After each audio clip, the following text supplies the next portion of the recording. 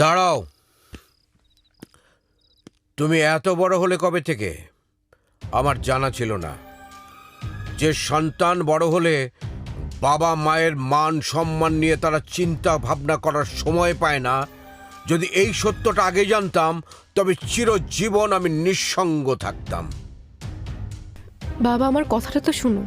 যে মেয়ে বাবার সম্মানের কথা চিন্তা না করে বারে ড্যান্স করে তার কথা কি শুনবো? সে বারে ড্যান্স করে কত টাকা রোজগার করলো সেই কথা শুনবো, নাকি বাবার মান সম্মান কতটা বাড়ালো সেই পরিমাপ করব? না, কত টাকা পেয়েছি সেটা তোমাকে শুনতে হবে না, কিন্তু কেন সেখানে গিয়েছি সেটা অন্তত শুনো। আচ্ছা শুনি, কেন গিয়েছিলে? P6 নামে একটা ভয়ঙ্কর সন্ত্রাসী গ্রুপকে ধরতে। তুমি জানো না বাবা, এরা দেশের জন্য কতটা ভয়ঙ্কর। P6 কে নিয়ে আমার কোনো মাথা ব্যথা নেই।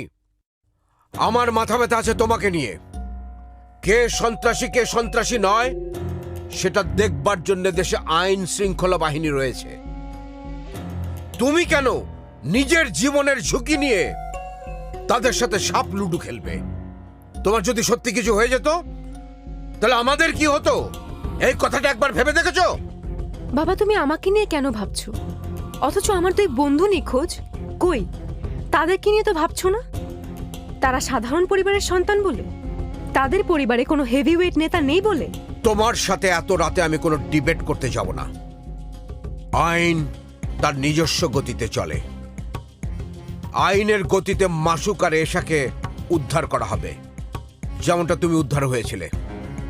তুমি যেমন তোমার মেয়েকে জীবিত পেয়েছো, তেমন ওদের বাবা মাও যেন ওদেরকে জীবিত পায়। আর তোমাকে একটা কথা বলে রাখি বাবা, P6 এদেশে থাকবে না। এ দেশ ওদের জন্য না। মীরা, আমি তোমার মেয়ের সাথে কোনো তর্ক করতে পারবো না। তুমি তো শিক্ষাবিদ, দেখো তো ওর মাথাটা ঠিক করতে পারো কিনা। জাহান, ঘরে যাও। বাবার সাথে এভাবে তর্ক করতে হয় না। যাচ্ছি আম্মু। তবে বাবাকে বলে দিও, তাদের কাছে সাধারণ মানুষেরা অনেক কিছু আশা করে। তাদের উচিত সাধারণ মানুষের কষ্টটা বোঝা, তাদের নিয়ে খেলা করা না। বাহ, যে মেয়েকে এতদিন মুখে ভাত তুলে খাইয়েছি আজ তার মুখে কথা ফুটেছে, আর একটা শব্দ আমি উচ্চারণ করতে চাই না। জাহান, ঘরে যাও।